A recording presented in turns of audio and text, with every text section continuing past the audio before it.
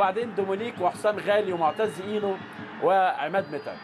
اما سموحه فبيلعب 4-4-2 جريء قوي النهارده. مين؟ عبد الرازق، مصطفى جابر حراس المرمى، محسن الشحات وبشير التبعي واحمد رضا وحسن الشامي ومحمد ابو زيد وجودوين وطارق حامد وابراهيم عبد الخالق نص ملعب ومحمد نصر وصمويل قدام مهاجمين. يحكم هذا اللقاء الحكم الدولي سمير محمود عثمان ولا زمانه كابتن سمير، وبيساعده شريف صلاح وايمن عبد الرحمن، والحكم الرابع محمد كريم. على طول عماد لحالي هو وحازم وكريم بالسبع لعيبه اللي في النادي الاهلي مش هيشتركوا النهارده، ما بين مصاب وموقوف وطرد. وائل جمعه وجده ده انذار الرابع.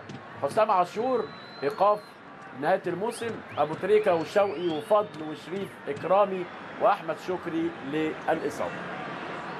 دي طبعا بتدي فرصه لربيعه واعوانه. النهارده بدلاء النادي الاهلي محمود ابو السعود، عبد الحميد شبانه وبركات، شهاب الدين، اسامه حسني، امير سعيود.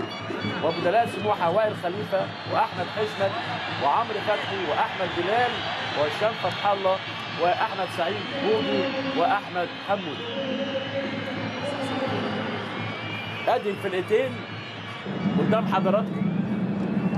وكان بيطلق لبانا ده الراجل هو حر مع السلام الوطني بتاعه. يا ريت عماد يوسف يقول لنا التشكيلات دي تعبير عنها ايه، لان انا قدامي الصوره محظوظه شويه. فكل طلعه من طلعات اهو النادي الاهلي بيعملوا طلعات حلوه قوي بيبقى لها معنى. يا ريت تترجموها كده وتقولها لي عشان خاطر انا ببقى مشغول بالاسماء وبحاجات تانية كتيره جدا. وبيعبروا يعني دايما جماهير النادي الاهلي والزمالك عن طلعه كده كانت احسن طلعه من وجهه نظري الشخصيه. طلعتين، واحده الهلال والصليب اللي كانوا عاملينها جماهير النادي الاهلي، وواحده لما استقبلوا النادي الاسماعيلي بلون فانيلته.